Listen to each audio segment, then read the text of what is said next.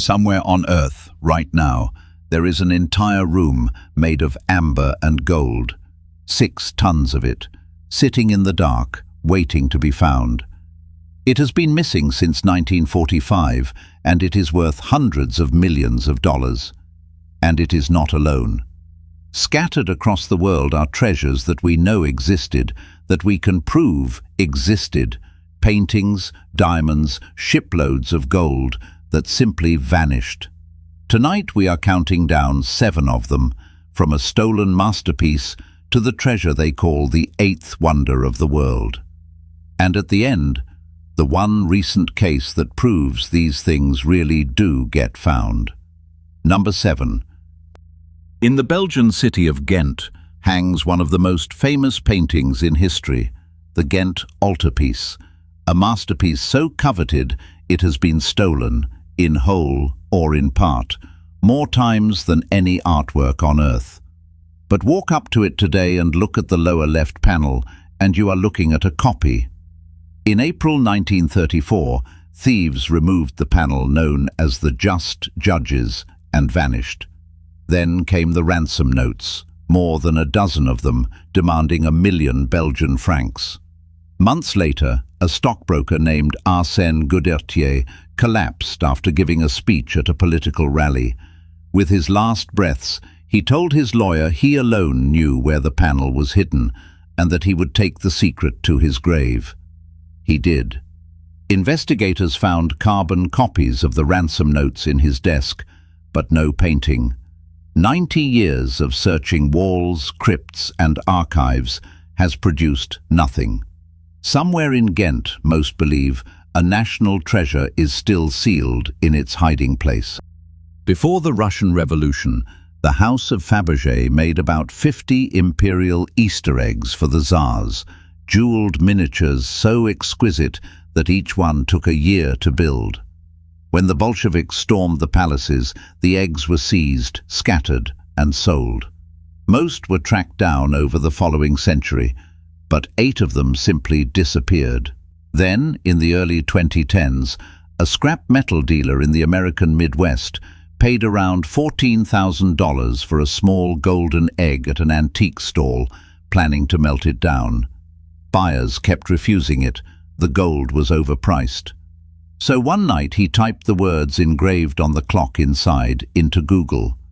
It was the 3rd imperial egg, missing since 1922, worth over $30 million. The rest, as many as 7, are still out there.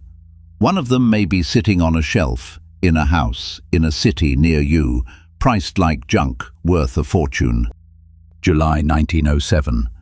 Dublin Castle is preparing for a royal visit when a messenger opens the safe that holds the Irish crown jewels, a star and badge blazing with hundreds of Brazilian diamonds, and finds it empty. No forced lock, no broken door. Whoever took them used a key. Suspicion fell everywhere, on the keeper of the jewels, Arthur Vickers, who was scapegoated and ruined, on men in his own office with debts and secrets, one of them the brother of the polar explorer Ernest Shackleton. There were rumors the investigation was quietly smothered because of what it might expose. No one was ever charged. The jewels were never seen again. Some say broken up and sold stone by stone. Some say still hidden, waiting. And the story has one last dark turn. Years later, Vickers, the man blamed for it all, was shot dead during the Irish War of Independence, still insisting to the end that he was innocent. In 1795, on a small island off Nova Scotia, a teenager found a circular depression in the ground. Beneath, the story goes, an old ship's tackle block hanging from a tree, and started digging. What he found, according to the early accounts, was not treasure. It was engineering, a shaft with wooden platforms every 10 feet going down and down and down. For more than 200 years, treasure hunters have attacked the money pit, and the island has fought back with collapsing shafts and booby-trap floods that some believe are man-made drainage tunnels. 6 treasure hunters have died. Fortunes have been swallowed. Theories range from pirate gold to Templar relics to nothing at all. And still, every summer, the digging continues. Whatever is down there, if anything is down there, it has defended itself since George Washington was president.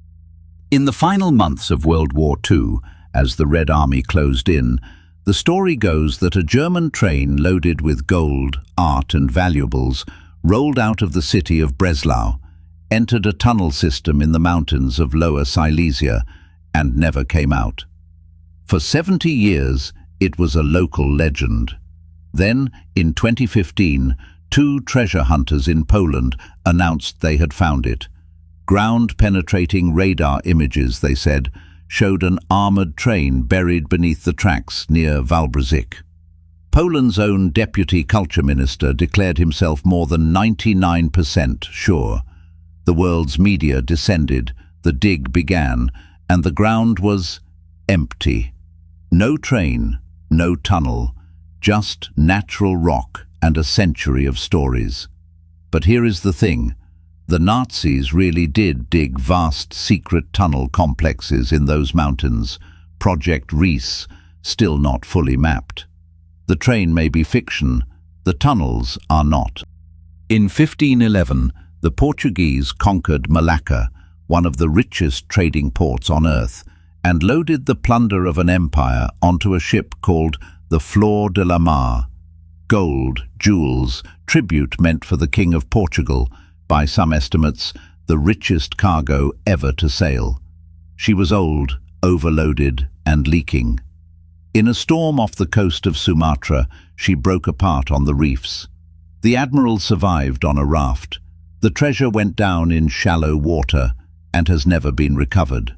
500 years later, the Flor de la Mar is still called the most valuable shipwreck in history, with estimates running into the billions. Somewhere under the mud of the Malacca Strait lies the wealth of a vanished kingdom, in water shallow enough to dive. And number 1. In the palace of the Tsars outside St. Petersburg stood a chamber the world called the Eighth Wonder, the Amber Room. Walls of carved amber panels backed in gold leaf, glowing like the inside of the sun. In 1941, German soldiers dismantled it in 36 hours, packed it into crates, and installed it in Königsberg Castle. In 1945, as the Red Army closed in, the crates were packed again to be evacuated, and then the trail simply ends. The castle burned, the city fell, and 6 tons of amber and gold vanished into the chaos.